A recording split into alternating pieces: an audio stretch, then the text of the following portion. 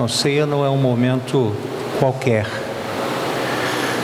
É um momento de celebridade. Quando você é convidado para uma festa, seja de casamento, seja de aniversário, aquele dia você se prepara para se ajeitar para ir para a festa. Você não vai se preparar faltando meia hora para você sair. Você tira o dia, você prepara. A Santa Ceia é muito maior, muito melhor e muito maior significado do que uma festa. E às vezes a gente vem para a casa do Senhor como se fosse uma coisa qualquer, como se fosse mais um cumprimento religioso, um status religioso, e não é. É uma celebração. Se eu e você estamos aqui, porque Ele esteve lá na cruz. E parece que quando às vezes vem para a igreja é como se Ele fizesse alguma coisa que Ele fez, porque se Ele não fizesse eu ia fazer, mas nós não teríamos condições de fazer. Então nós precisamos considerar esse momento de Santa Ceia como o mais importante da nossa vida, gente. Nós temos vida espiritual porque Ele deu a dele. Ele deu a vida dele. Ele pagou o preço. E hoje a gente está aqui, a gente precisa ter esse sentimento e o temor, no coração.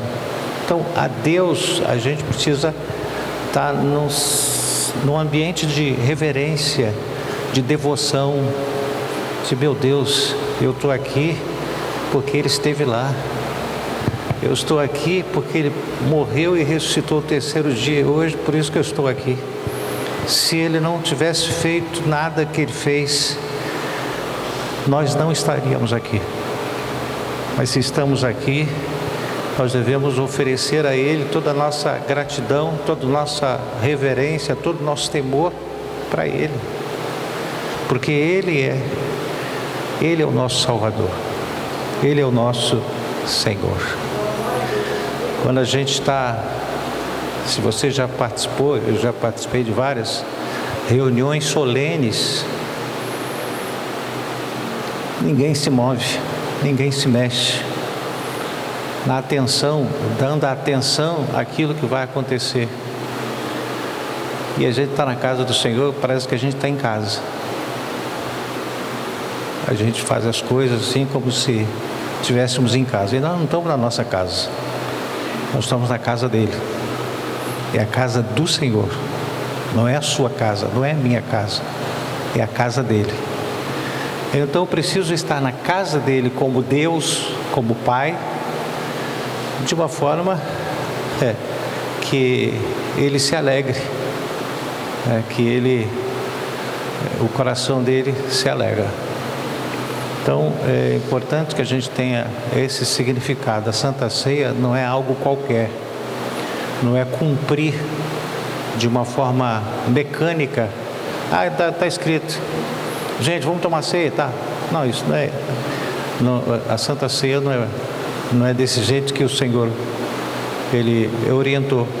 Ele chegando com os seus 12, Ele disse: preparai. Ele disse lá em Lucas, fala: preparai lá o lugar, um cenáculo. E um lugar que não tinha sido utilizado ainda.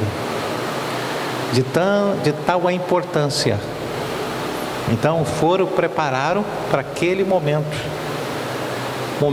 ímpar. Gente, nós estamos no momento ímpar. Eu preciso ter esse sentimento, nós precisamos ter esse sentimento, porque o momento é ímpar. É um momento que traduz que a nossa história mudou por causa desse momento, que foi traduzido do seu preço que Ele pagou na sua crucificação, na sua morte. Então nós precisamos ter esse temor diante do Senhor. Vamos ler o livro de Levítico, capítulo 6. O tema é: antes de pedir o fogo, aprenda a usar a lenha. Antes de pedir o fogo, aprenda a usar a lenha. Levítico capítulo 6, verso 8, 9, 10, 11 e 12. Quem puder ficar em pé, por favor, faça isso. Porque Levítico capítulo 6, versículo 8, 9, 10, 11, 12. Diz assim: disse mais o Senhor a Moisés: dá ordem a Arão e a seus filhos, dizendo: esta é a lei do holocausto. O holocausto ficará na lareira do altar toda a noite até pela manhã, e nela se manterá aceso o fogo do altar. O sacerdote vestirá a sua túnica de linho e os calções de linho sobre a pele nua. E levantará a cinza quando o fogo houver consumido o holocausto sobre o altar, e o porá junto a este. Versículo 11. Depois despirá as suas vestes e porá outras, e levará a cinza para fora do arraial, a um lugar limpo. Versículo 12. O fogo, pois, sempre arderá sobre o altar, não se apagará, mas o sacerdote acenderá lenha nele cada manhã, e sobre ele porá em ordem o holocausto, e sobre ele queimará a gordura das ofertas pacíficas. Mas feche os seus olhos. Obrigado, Senhor, porque estamos mais uma vez, Senhor, nesta terceira Santa Ceia do mês de março. Pedimos que Tu continue conosco, falando, alcançando o nosso coração, alcançando o nosso íntimo, e que a Tua palavra ela possa nos levar ao entendimento de quem somos, de quem precisamos ser, para que o Senhor venha a ser glorificado. Fala conosco, em nome de Jesus Cristo. Amém. Pode sentar, queridos.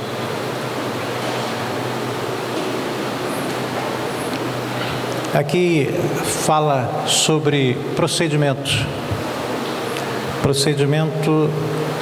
que Deus instruiu Moisés para instruir os sacerdotes.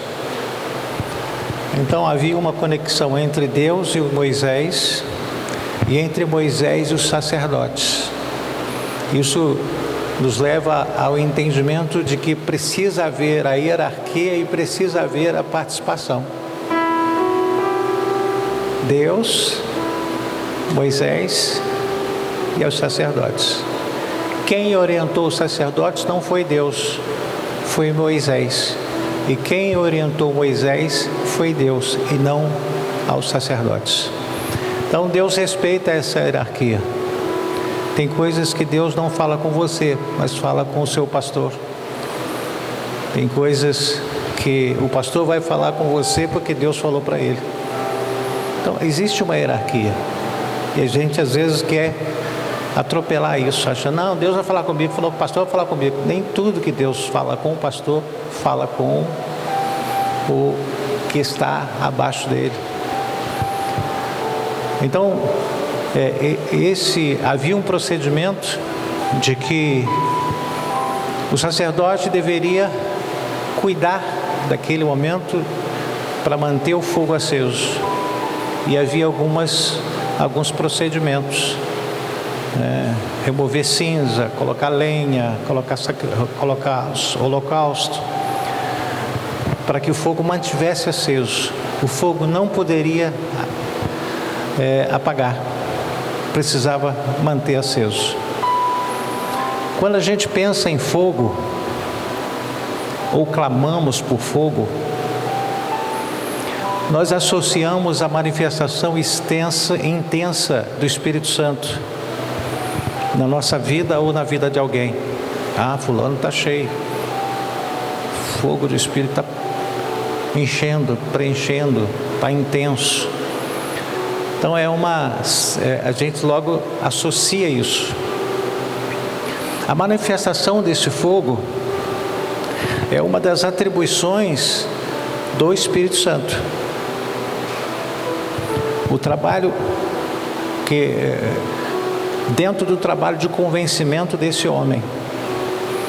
No livro de João, ele escreveu, capítulo 12, a partir do 7, ele fala assim: mas eu vos digo a verdade, convém-vos que eu vá, disse Jesus, porque se eu não for, o Consolador não virá para vós outros. Se porém eu for, eu vou-lo enviarei. Então, o Espírito Santo ele só desceria se Jesus subisse e se Jesus enviasse ele para baixo. Era a ação de Jesus Cristo. Ele ia subir e ia enviar o Espírito Santo, o Consolador. Mas se ele precisava subir e ele precisava enviar. Ele disse aqui: convém que eu vá, porque se eu não for, o Consolador não virá para vós outros. Se porém eu for, eu vou-lo enviarei. E aí versículo 8 ele diz assim: quando ele vier é o Espírito Santo, a terceira pessoa, o Consolador. Convencerá o mundo do pecado, da justiça, do juízo. Convencer através do Espírito Santo. O Espírito Santo convence usando alguém, usando vidas, para que seja porta-voz de Deus, na unção do Espírito, na orientação do Espírito, para que o Espírito Santo venha convencer. Uma palavra vindo do ensinamento do Espírito Santo. O Espírito Santo ele vai e ensina o seu instrumento.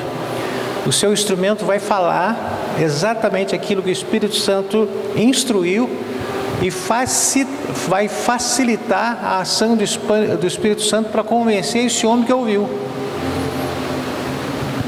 O Espírito Santo ele vem, orienta e ensina como é que nós devemos proceder, e esse procedimento abre a janela, a porta, a possibilidade do Espírito Santo convencer essa pessoa que ouviu. O Espírito Santo não vai convencer pessoas que ouviram e não entenderam nada. O Espírito Santo não vai convencer. Convencer de quê? Se ele não está entendendo. A pessoa precisa ter o entendimento. A pessoa precisa ouvir aquilo que precisa ser dito, e ele precisa ouvir aquilo que ele precisa ouvir. Isso é uma conexão entre Deus, o Espírito Santo, o homem e aquele que precisa ouvir. Essa conexão ela precisa funcionar. Se ela não funcionar dessa forma, não vai ter resultado. Precisa haver esse envolvimento entre Deus Criador, entre o Espírito Santo Consolador, entre o homem que é o instrumento e o instrumento para alcançar as pessoas, e aí a ação do Espírito Santo para convencer esse homem que ouviu, dessa mulher que ouviu. As coisas elas acontecem exatamente assim que a Bíblia nos ensina. Ele fala, quando ele vier, convencerá o mundo do pecado, da justiça e do juízo. Do pecado, explicando, do pecado porque não creem em mim. Da justiça, porque vou para o Pai e não me vereis mais. Do juízo, porque o príncipe desse mundo já está julgado. Então, essa é a função do Espírito Santo na vida do homem, para que esse homem se torne um instrumento, essa mulher se torne um instrumento para aquilo que o Espírito Santo foi introduzido, é inerente dele. Vai convencer o homem do pecado, da justiça e do juízo. Do pecado, porque a pessoa não cria, passou a crer, por quê? Porque a palavra convenceu. Ele não cria, dos que não creem. Não é pregar para quem crê, é pregar para quem não crê. Porque a fé, ela vem pelo ouvir, ela é gerada pela palavra, para quem fala, para quem anuncia. Essa conexão, ela precisa estar dentro desse procedimento celestial. As coisas não acontecem, lá vão-se embora. As coisas acontecem dentro daquilo que Deus estabeleceu. Observe, quando Jesus, naquele episódio, Jesus ficou fora, saiu para cumprir a missão, e aí o seu amigo Lázaro, que estava doente, morreu. Jesus já tinha 2 dias, um tempo de viagem, não sei se era 2 dias, um dia, vamos dizer assim, um dia de viagem, e aí ele recebeu a notícia que que Lázaro estava morto. Ele andou mais um dia, depois ele voltou os 2 dias, ele foi 2 para lá e 2 para cá. Quando ele chegou, ele já estava sepultado, Lázaro já estava sepultado. E aí Jesus disse para Maria e para Marta: tirai a pedra. Mas Jesus já cheira mal, já tem 4 dias. 4 dias que ele morreu, 4 dias que Jesus já havia recebido a notícia. Quando Jesus foi, tinha um dia de viagem. Ele disse: não, eu preciso cumprir, depois eu volto. Ele está dormindo, eu vou acordá-lo quando eu voltar. Andou mais um dia, e quando ele voltou os 2 dias, os 2 para lá, para dar 4 dias. E aí ele chegou, e estava aquela consternação, todo mundo chorando, angustiado, Maria, Marta, Lázaro, nosso irmão morreu. Pensávamos que Jesus viria a tempo e não veio, passados 4 dias. E aí Jesus ordenou que tirasse a pedra. No versículo 39, João 11, e versículo 40. Mas aí Marta, irmã do morto, disse: Senhor, já cheira mal, porque já é de 4 dias. E respondeu Jesus: não te disse eu que se creres verás a glória de Deus? Eu preciso crer. O tempo pode ser a nossa inimiga, mas nunca é inimiga de Deus.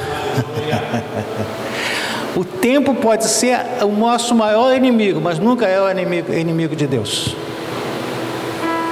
Deus, ele não tem essa questão de tempo. Está tarde, agora já passou. Não.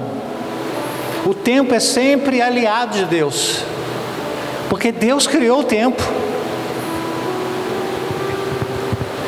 Quando o poder do Espírito Santo se manifesta, há fogo, há transformação, há ressurreição, há cura, há reconciliação. O mover de Deus é evidenciado. Veja o exemplo de Moisés na sarça que ardia, mas ela não se consumia. Êxodo 3:2 fala assim: apareceu-lhe o anjo do Senhor numa chama de fogo no meio de uma sarça. Moisés olhou, eis que a sarça ardia no fogo e a sarça não se consumia. O fogo do Espírito Santo é assim: ele enche a gente, ele queima a gente, mas não consome a gente. Ela arde, ela queima, mas não consome. Você nunca vai ser consumido pelo fogo do Espírito. Nunca o fogo do Espírito Santo vai fazer você desaparecer, evaporar por causa do fogo. Vai te fortalecer. O fogo do Espírito, o fogo aí que tem, consome, destrói, acaba. O fogo do Espírito, ele constrói, reconstrói e fortalece. O fogo se manifestou na sarça, porque a sarça foi combustível para o fogo arder.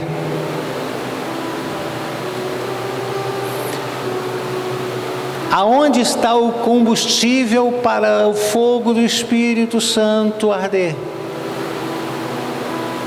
Saiba que o fogo precisa de combustível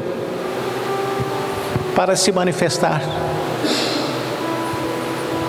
Mateus capítulo 3, versículo 11, Jesus disse assim, Jesus do João, eu vos batizo com água em arrependimento, mas João Batista, mas aquele que vem depois de mim é mais poderoso do que eu, cujas sandálias não sou digno de levar, ele vos batizará com o Espírito Santo e com fogo. Muitos estão clamando por avivamento, mas poucos estão dispostos a fazer o trabalho que sustente o altar. O trabalho não é de vez em quando, o trabalho é contínuo.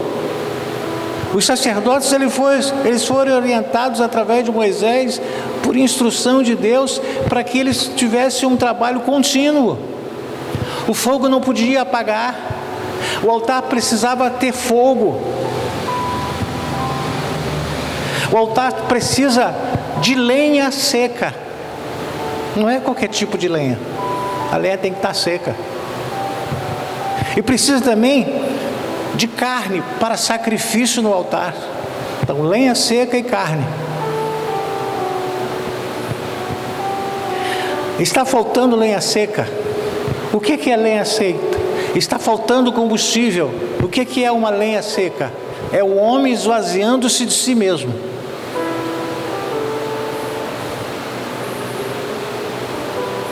O homem, quando se esvazia, ele está como lenha seca. Paulo disse numa certa declaração, ele disse, não vivo mais, mas ele vive em mim. Tornou-se lenha seca. Ele esvaziou-se de si mesmo. E as pessoas querem que o fogo do Espírito queime ele cheio de si mesmo.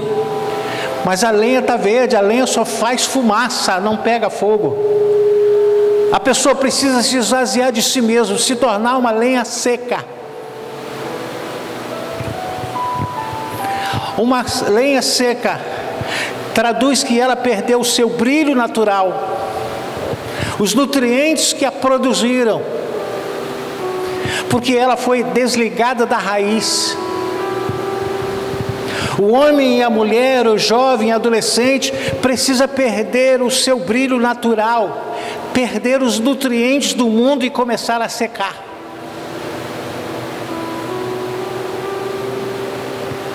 Está faltando pessoas que se esvaziem de si mesma, tornando-se assim lenhas secas, para que a chama do altar possa queimar.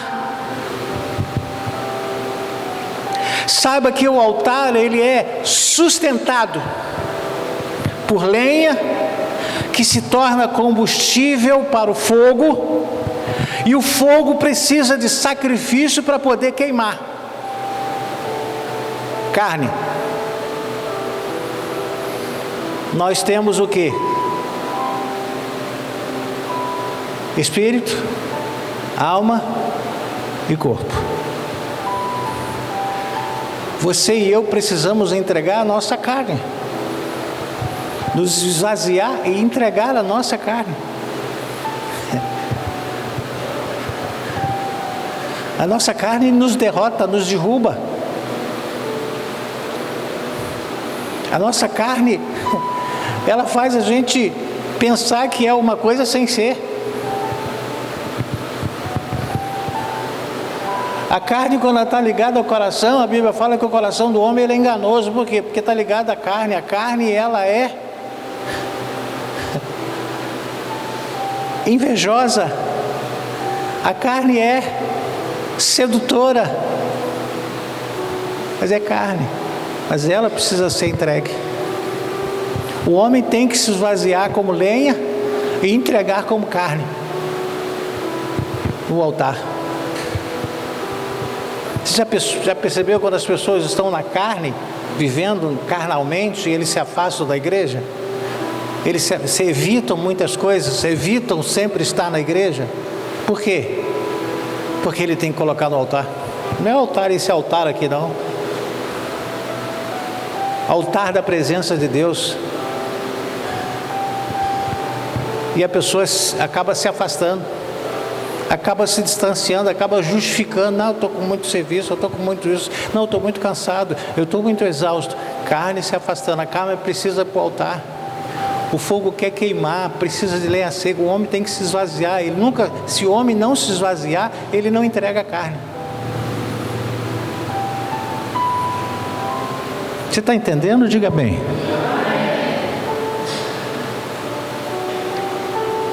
O culto pode ser bonito, o louvor pode ser afinadíssimo, a pregação criativa, mas sem lenha seca não tem fogo. Sem sacrifício o fogo queima. O fogo, ele foi feito para queimar.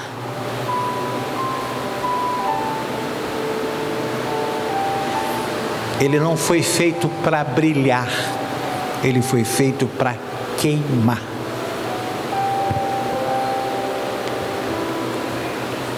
A lenha nesse contexto, repetindo, é a vida esvaziada de si mesmo no altar da presença de Deus. O homem precisa se esvaziar e ir para o altar.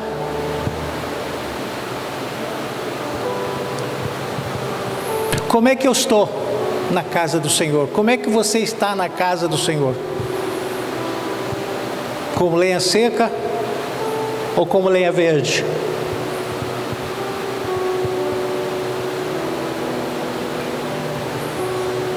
Às vezes o corpo está presente, mas a sua mente e o coração às vezes está lá fora, nos cuidados da vida, nos planos do após culto, na briga que teve em casa. Nossa, vou para casa, não sei como é que vai ficar lá. A gente fica ausente. Nós precisamos nos esvaziar, gente.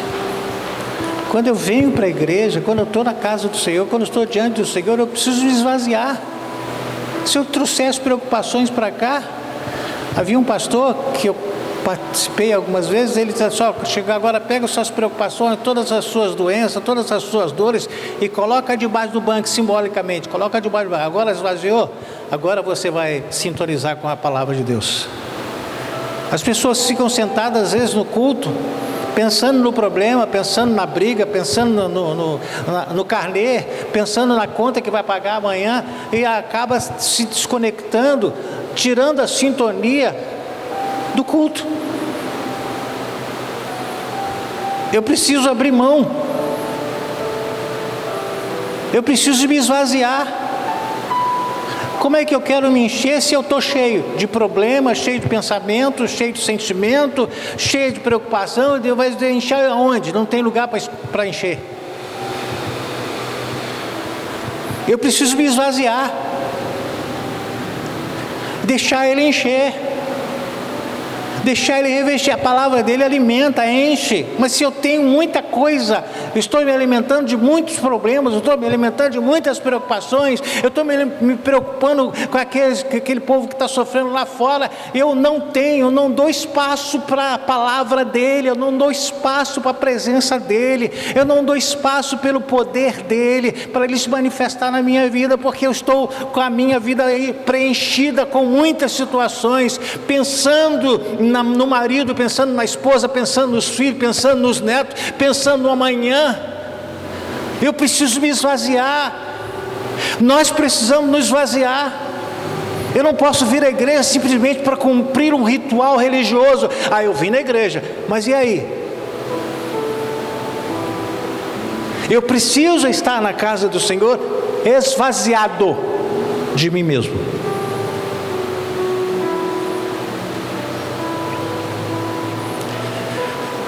Quem somos quando ninguém está vendo? Humildes ou exaltados? Mantemos a simplicidade ou demonstramos orgulho ou excesso de autoconfiança?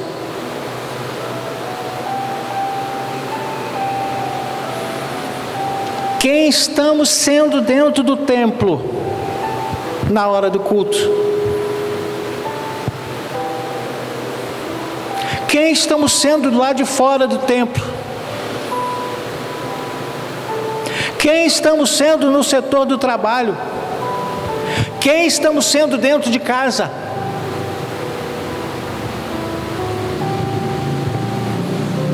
Tem a história muito conhecida da esposa que veio para a igreja e trouxe toda a sua bagagem. E o pastor no púlpito, ele olhou para a esposa e disse: o que você está fazendo aí, mulher? Não, eu estou vindo mudar para a igreja.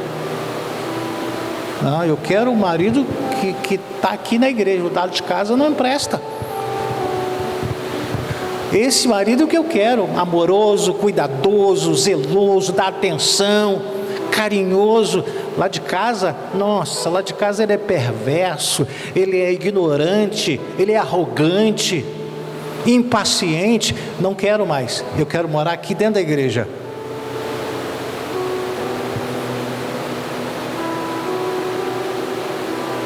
Precisamos nos esvaziar. Precisamos ser a mesma coisa aqui, na rua, no mercado, em casa, no trabalho. Precisamos ser uma só pessoa.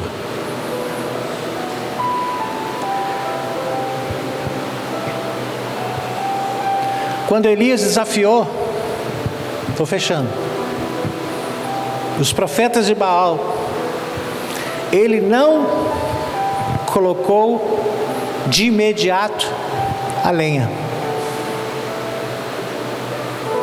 1 Reis, capítulo 18, fala assim, verso 30. Então Elias disse ao povo: chegai-vos a mim. E todo o povo se chegou a ele. Elias, primeira coisa que ele fez, restaurou o altar do Senhor que estava em ruínas. Segundo, tomou 12 pedras, segundo o número das tribos dos filhos de Israel, ao qual viera a palavra do Senhor, dizendo: Israel será o teu nome.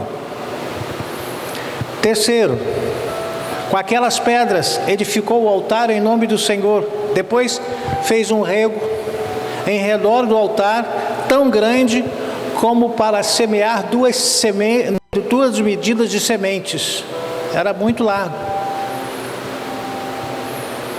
Quarto, então tomou a lenha, dividiu o novilho em pedaços e pô-lo sobre a lenha.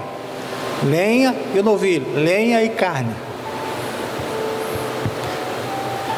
Quinto, e disse: enchei de água 4 cântaros e derramai-o sobre o holocausto, sobre a lenha.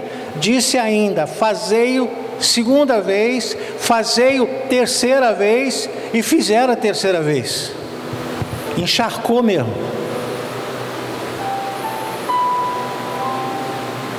Fogo não ia, como é que o fogo ia pegar cheio d'água? Você já viu o oceano pegar fogo?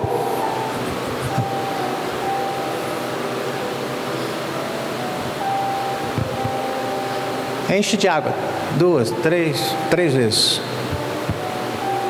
Só depois ele fez a sexta vez, ele orou ao Senhor. E aí o fogo caiu. Primeiro, aí versículo 36. No devido tempo, para se apresentar a oferta de manjares, aproximou-se o profeta Elias e disse: ó Senhor, Deus de Abraão, de Isaque e de Jacó, ou melhor, de Israel, fique hoje sabido. Olha a ousadia de Elias, que tu és o Deus em Israel, e que eu, teu servo, e que segundo a tua palavra fiz todas essas coisas. O que ele estava dizendo? Mandei cavar esses regos aqui, mandei botar água, mandei jogar água na lenha, no sacrifício, tudo. Eu fiz todas essas coisas. Por quê? responde-me, Senhor, responde-me, para que este povo saiba que Tu, Senhor, és Deus e que a Ti fizeste retroceder o coração deles. E versículo 38 diz assim: então caiu fogo do Senhor e consumiu o holocausto, consumiu a lenha, consumiu até as pedras, consumiu a terra e ainda lambeu a água que estava do rego.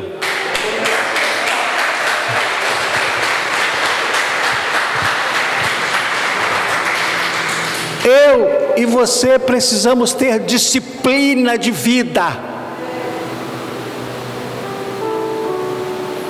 A sua vida não pode ser de qualquer jeito. Ah, tá bom. Não, é disciplina. Elias, à medida de que ele fazia no momento certo, no tempo certo, a certeza e a convicção de que Deus ia responder a grande na vida dele.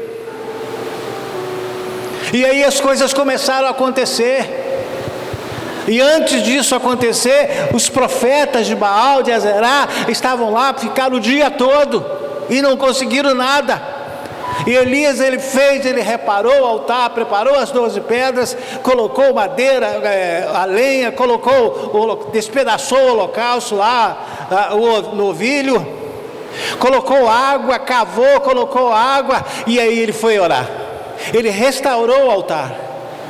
Eu preciso, você precisa, nós precisamos ter o altar restaurado, se nós quisermos que o fogo do Senhor venha cair.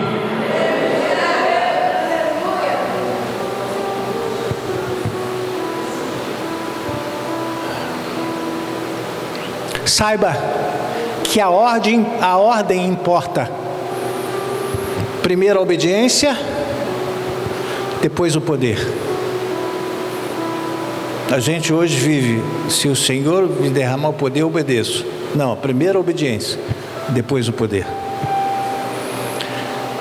Não adianta eu estar no santuário, esperando a glória de Deus se manifestar, se não temos uma vida em secreto com Ele. Quanto tempo você fala com Ele? Qual o tempo que você dedica a Ele? Paulo, escrevendo aos Tessalonicenses, no seu capítulo, ele fala assim: orai sem cessar. Ele recomenda ficar em tempo todo. Ele recomenda falar em tempo todo. Ah, mas eu oro. Ah, mas Daniel orava 3 vezes por dia. Daniel orava especificamente, mas ele estava sempre em oração. Ele estava no espírito de oração. Contato, conexão. Qual é a sua conexão? Em quem você está conectado? Com os problemas? Com o marido, com os filhos? Com a família? Qual é a sua conexão principal? Queremos fogo de verdade? Nós precisamos nos esvaziar de nós mesmos, aprendendo a dizer não para a nossa natureza humana, porque ela vai tentar. Ah, mas agora aceitei Jesus, ela está morta. Não está morta nada. Ah, mas eu batizei, ela sabe nadar. Ela não morre. Por isso que é recomendado a gente crucificar todo dia. Por quê? Porque a natureza ela não morre. Os vazios da alma, por causa do nosso esvaziamento de nós mesmos, é semelhante àquele rego que ele fez, largo, profundo, altar, esvazio. Ele esvaziou. Separou vida separada. Precisamos encher esses espaços esvaziados. E ele mandou colocar o quê? No rego? Água. Água é símbolo de quê? Palavra de Deus.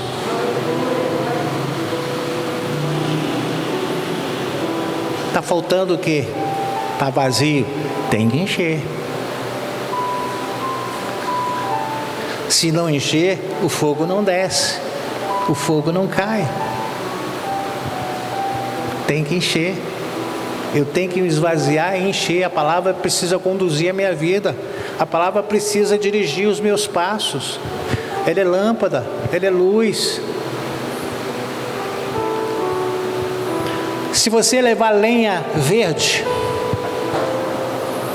para ser queimada, você vai se frustrar.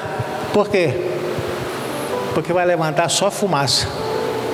Nossa. Vai sufocar.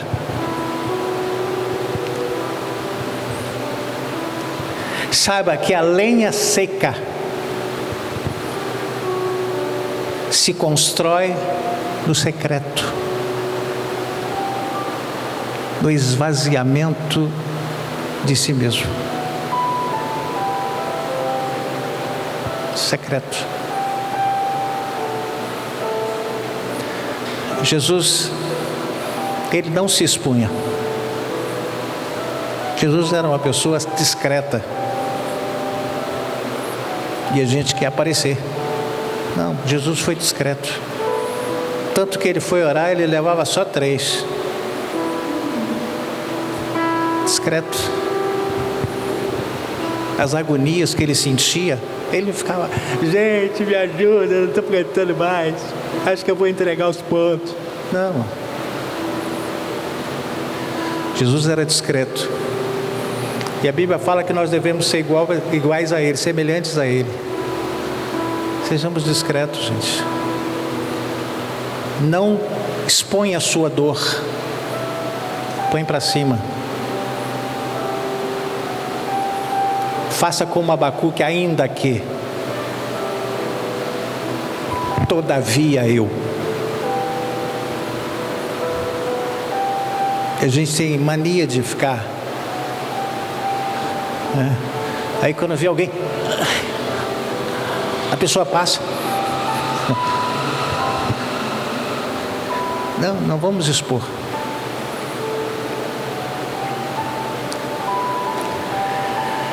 É nesse esvaziamento, estou terminando, que Deus testa a nossa fome de Deus, se ela é real ou ela só é performance ou religiosidade. Nunca se esqueça de que não existe fogo queimando no altar sem sacrifício, sem lenha sobre ele. Por isso, Moisés recomendou: não pode faltar lenha. Tem que limpar sempre. Isso é o quê? Exame de consciência. Examine a sua consciência. Examine-se, pois, o homem a si mesmo. Limpa as cinzas. Remove. E põe no lugar limpo.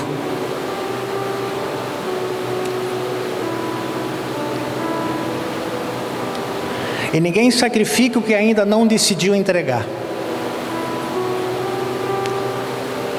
Precisamos sacrificar nossa carne no altar de Deus. Mas eu preciso aceitar esse desafio.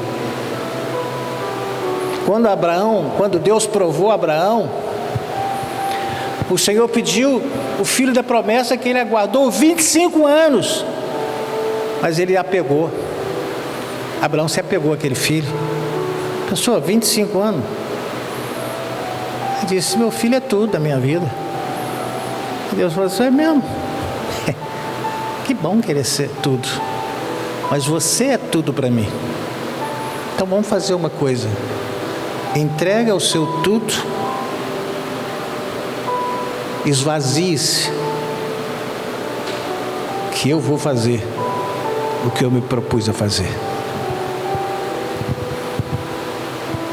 Ei, não se apegue a nada. Porque Deus vai requerer os seus apegos. E vai dizer: sacrifica esse apego seu. Deus pediu que Abraão se esvaziasse de si mesmo e oferecesse a sua maior riqueza.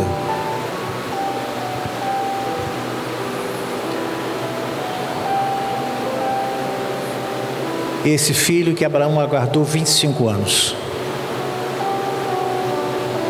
Ficar pedindo fogo sem lenha é como tentar acender fósforo umedecido. Acende um fósforo umedecido, você risca, ele traz faísca, mas não acende. Agora vai, estraga o palito, está umedecido. A gente vai uma caixa de fósforo embora porque ele está umedecido, os palitos estão umedecidos, você vai riscar, ele vai dar aquela faísca, mas não pega, porque está umedecido.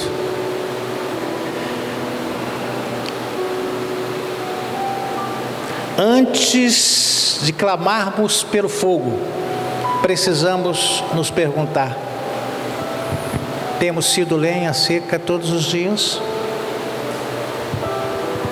Ou aquele dia de exaltação, de orgulho, de ofensa, pensando que eu sou o quê? A lenha, ela precisa secar mais. Ou seja, temos nos desviado de nós mesmos todos os dias? Temos vivido o que dizemos ser? Ou estamos terceirizando a presença de Deus? Vamos ficar em pé, irmãos?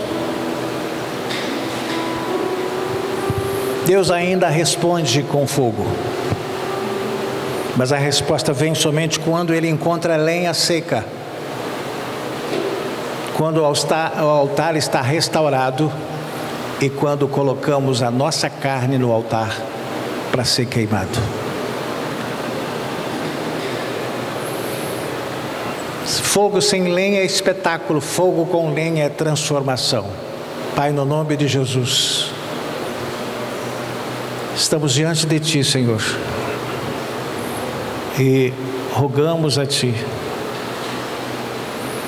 alcança-nos para que possamos ter, através da ajuda do Espírito Santo, possamos nos esvaziar de nós mesmos, possamos oferecer a nossa carne para ser depositada no altar, para que o fogo nunca venha se apagar no nosso coração e que nós possamos viver uma vida em que venhamos a valorizar o Teu sacrifício de cruz por amor a nós. Obrigado porque vamos participar desse momento tão precioso, onde o Senhor será glorificado, onde estaremos trazendo à memória aquilo que nos deu vida, que renasceu a esperança, porque o Senhor, Ele está neste lugar. Para a glória do nome de Jesus Cristo. Então, Tu nos abençoe e Te agradecemos, Senhor, por este culto. E nos dê um dia abençoado, nos dê, Senhor, uma tarde abençoada e um culto abençoado, à noite, para a glória e louvor do nome de Jesus. E que a graça de nosso Senhor e Salvador Jesus Cristo e o amor de Deus, nosso Pai, e as doces consolações do Espírito Santo estejam com toda a igreja, hoje e sempre. A igreja diga: Amém.